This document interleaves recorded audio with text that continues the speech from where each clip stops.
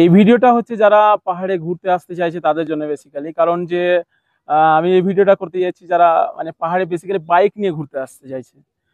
আমরা বাইকটা নিয়েছি বাইকওয়ালা ভাইয়া থেকে। আর তার কিছুটা প্লাস পয়েন্ট, কিছুটা যে নেগেটিভ কিছু আছে সেগুলো আমরা এই ভিডিওটার মাধ্যমে জানাবো, যে বাইকওয়ালা ভাইয়া থেকে বাইকটা নেওয়া ঠিক হবে কি হবে না। তো পাহাড়ে ঘুরতে আসতে গেলে যে গাড়ি মানে 4 চাকা করে আসলে একদমই মনে হবে যে না, আসাটা খুবই একটা মানে অকওয়ার্ড ফিল হবে। কারণ কি বাইক নিয়ে ঘোরার মজাটাই আলাদা। অ্যান্ড যে আমরা নিয়েছিলাম বাইকওয়ালা ভাইয়া থেকে এই বাইকটা, তার প্রথমে আমরা বাইক থেকে নিয়ে আসার পরে এবং বাইকের একটা প্রবলেম সমস্যা হয়, যেটা হচ্ছে বাইকের পিছন চাকায় একটা পাংচার হয়ে যায়, এবং বাইকের পিছন চাকাটা খুব খারাপ ছিল। তো সেটা আমরা সেখানে 10 কিলোমিটার মধ্যেই ছিলাম এবং সেটা আমরা চেঞ্জ করে নিই। তো এখন আমরা আছি রিসবে, যেখানে দেখতে পাচ্ছি যে আমরা কালিম্পং ডিস্ট্রিক্টের অনেকটা উঁচুতে চলে এসেছি, এবং সে জায়গাটার নাম হচ্ছে রিসব, যেটা সবাই আসতে চায়। তো আমরা লাভা পেরিয়ে আমরা কালিম্পং এর এই রিসব ভিউ পয়েন্টে এসেছি।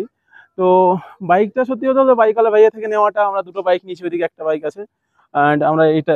কিন্তু বাইকওয়ালা ভাইয়ার যে একটা সবচেয়ে প্লাস পয়েন্ট, যে ওখানে এনটক গুলো অনেকগুলোই আছে, এবং এনটক নিয়ে আসাটাই সবচেয়ে বেটার। কারণ আমরা যেটা দেখলাম যে পাহাড়ে অনেকটাই ঢাল আছে, এবং সেই জায়গাতে অন্যান্য গাড়িরা কেমন পারবে জানি না, বাট এনটকটা মানে ভালো, মানে মানে ভালোই এসছে উপরে। কারণ পাহাড়ের গাড়ি বলতে Himalayan and royal Enfield Meteor এইসব গুলোই আছে। তো এনটকও খুব একটা ভালো ইয়ে করেছে।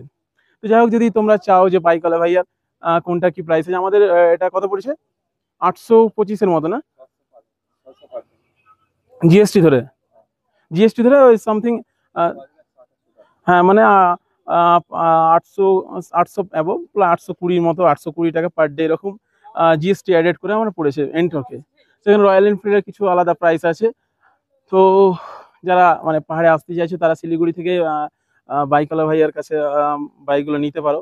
কারণ অনেক কারো ঘোরার ইচ্ছা থাকে, নিজের বাইক থাকে, কিন্তু বাট বাড়ি থেকে হয়তো পারমিশন দেয় না যে অত দূর হয়তো যারা কলকাতা থেকে আসছে বা মালদা বা আর কোথা থেকে মুর্শিদাবাদ এই যে ডিস্ট্রিক্ট থেকে আসছে, তারা ওইখান বাড়ি থেকে বাইক না নিয়ে এসে এখানে শিলিগুড়িতে বাইক নিলে দেন পুরো জায়গাটাই ঘোরা হয়ে যাবে।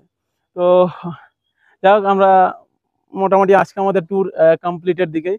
তো আমরা এখানে রিসর্ট আছে, রিসর্টের ভিউ গুলো দেখিয়ে দিই।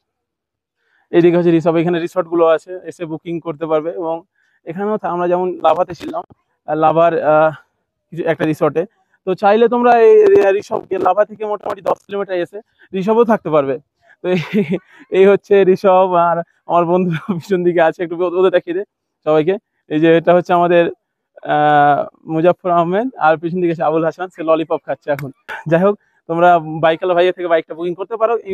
তবে বাইকের চাকাগুলো দেখে নিবে যে গ্রিপ গুলো ঠিকঠাক আছে কিনা, আর ব্রেক অ্যান্ড ক্লাচ গুলো, মানে ক্লাচ না, মানে জাস্ট সামনে পিছনে ব্রেক গুলো ঠিকঠাক আছে কিনা দেখে নিবে, এবং টাইট করে নিবে, এবং পাম্প টাম দেখে নিবে সব ঠিকঠাক আছে কিনা।